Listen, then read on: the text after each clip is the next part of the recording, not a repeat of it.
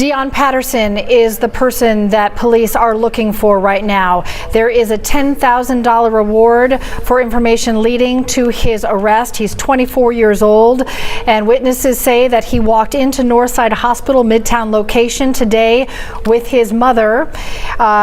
Apparently, she had a medical appointment. Witnesses described some kind of fight or argument, and then the shooting inside the hospital. This was happening as people were being cared for on the floors above, in the rooms around them. One surgeon telling the story of being in the operating room one floor above, hearing the shots, having to continue on with that surgery.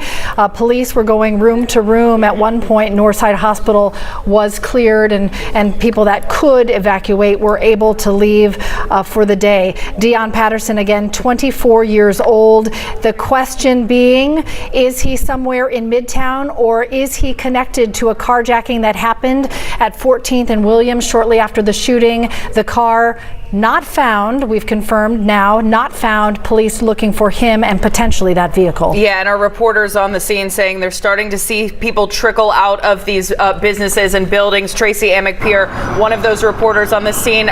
Tracy, you're speaking with people. I mean, what do they have to say about all this?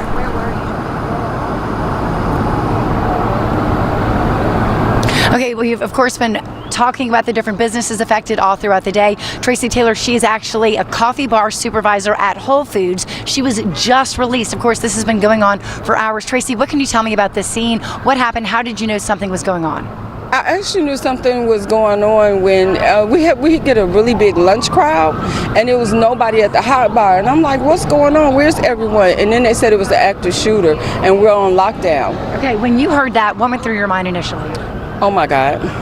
Oh my God. And then they said it was at the hospital. So I'm like, what hospital? I'm like, across the street.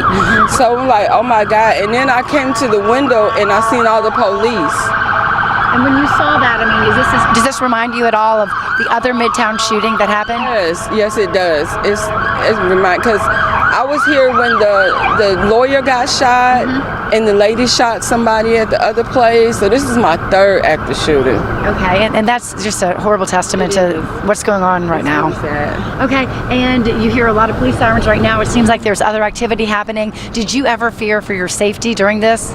Not necessarily, because we're pretty secure inside Whole Foods. They don't want us to be at the windows. So, and then eventually, about maybe 30 minutes into it, they had us go upstairs to well, I don't know if I should tell, but they had us on lockdown. And so we were locked down. We might have been in there for about an hour and a half, and they finally said we can leave or we can stay. And most of the team members chose to leave. And I bet your family is now glad to hear from you? Yes. My auntie, I have one auntie, and she was blowing my phone up. I'm like, I'm okay. I bet. And I mean, right now we're hearing that he may not even be in this area anymore. Do you feel safe leaving, getting home? I mean, what can you do? Signs of the time. I don't feel safe, but I don't just want to sit there. Yeah, my daughter was saying that they think he's on the roof.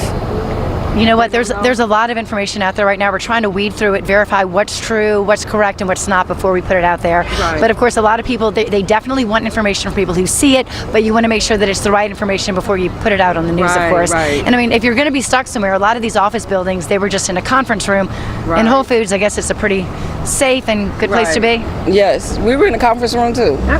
Well, there you have it. Tracy, thank you for sharing your story with us. All right, of course, we'll be out here sharing more stories with you as the day goes on, and more information as we vet it and confirm it and make sure it is the correct information. Back to you.